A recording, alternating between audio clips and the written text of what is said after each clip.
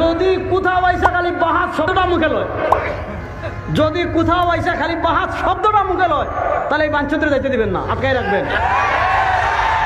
এরা যাইতে দিবেন না, আটকাই রাখবেন। আমি আসার আগ পর্যন্ত আটকাই রাখবেন।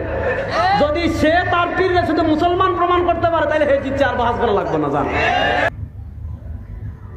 আপনারা শুনলেন তো রেজাউল করিম আবরারের মুখের ভাষা। সে বলেই ফেললো যে কোন বাইনচুত যদি বাহাসের নাম নেয়, সে যেন যাইতে না পারে বা তার আটকায় রাখবেন। কোনো আলিমের ভাষা কি এটা হতে পারে? আপনারা বলেন। যে বিশ্রী ভাষাটা ব্যবহার করেছে, সাধারণ মানুষও এরকম ভাষা ব্যবহার করে না। এই রেজাউল করিম আবরার শুধু উস্কানিমূলক কথাবার্তা, তিনি শুধু বাহাস করে শুধু মানুষকে বিভ্রান্ত করে। সে সবই জানে, আর কেউ কিচ্ছু জানে না, কিচ্ছু বুঝে না। শুধু মাঠ গরম করলে হবে, মানুষকে দেখাতে হবে, কোরআন এবং হাদিসের আলোচনা করতে হবে। তার কথা একটাই, সে শায়েখ আব্দুর রাজ্জাক বিন ইউসুফের সাথে বাহাস করবে।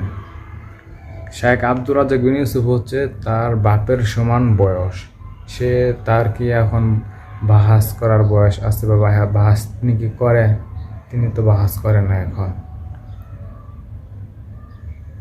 তার বাহাস করার লোক আছে, আলাদা কিছু লোক আছে। এখন যদি রেজাউল করিম আবরার এবং তার সাথে যাই, কার সাথে জানেন? রেজাউল করিম আবরার আর শায়েখ আব্দুর রাজ্জাকের ছেলে আব্দুর রাজ্জাক তার সাথে বসুক, তার সাথে চ্যালেঞ্জ করে না কেন?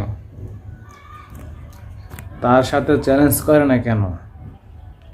শুধু আব্দুর রাজ্জাকের সাথে চ্যালেঞ্জ কেন? শায়েখ আব্দুর রাজ্জাক বিন ইউসুফ হচ্ছে তার বাপের সমান বয়স। তার সাথে কিভাবে কথা বলতে হয় সে এটাও জানে না। সে আবার কিসের আলেম? তার কিসের আলেমটা? সে কিসের আলেম?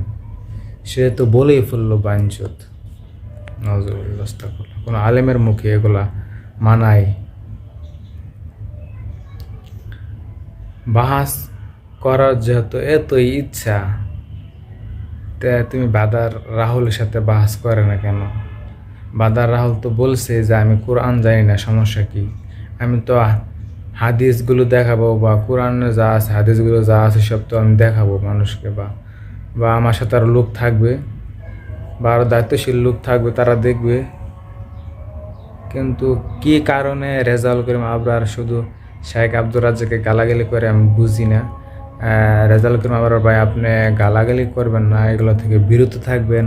আর যদি বাহাস করার এত ইচ্ছা থাকে আপনার, তাহলে তার ছেলে আছে, তাকে আপনি চ্যালেঞ্জ দেন যে কি নিয়ে বসবেন বা কি কারণে বাহাস করবেন, তার সাথে বিস্তারিত কথা বলেন। আমি যেটা মনে করি যে বাহাস করার কোনো প্রয়োজনই হয় না এই বাংলাদেশে। আপনি যদি পারেন হাদিস কোরআন দিয়ে মানুষকে বোঝান, বা আপনারা যে আকিদারা করতেছেন সেই আকিদার হাদিস কোরআন দেওয়া মানেন, তাহলে আমি মনে করি যে বাহাস করার কোনো দরকার নাই।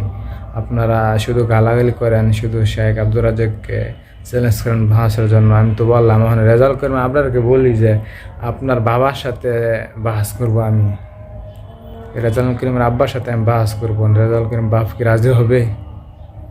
রাজি হবে না। কি কারণে? সে তো বাহাস করে না, রাজি হবে কি কেমনে? সেটাই যে বুঝাতে চাচ্ছি যে শায়েখ আব্দুর রাজ্জাক তো বাহাস করে না, সে বাহাসের জন্য কীভাবে রাজি করবে? সে যে তাকে অনেক মানুষে বিরক্ত করে, সময় নষ্ট করে। সে মানুষকে কীভাবে দিনের পথে আনা যায়, কীভাবে কী করা যায়, সে সবসময় এগুলোর চেষ্টা করে।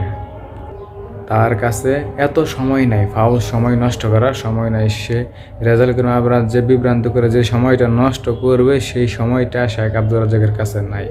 শুধু বিরক্তকর করে শায়েখ আব্দুর রাজ্জাককে, বা অনেক তাদের মাঠে বয়ানে অনেক বকাবাজি করে, আর অনেক কিছুই বলে থাকে রেজাউল করিম আবরার।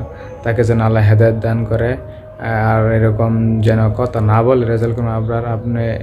আপনার সাবধান থাকবেন যে এরকম কথা না বলেন না, যে আপনি একজন আলেমের মতো থাকবেন, আসসালামু আলাইকুম ওয়া রাহমাতুল্লাহি ওয়া বারাকাতুহু।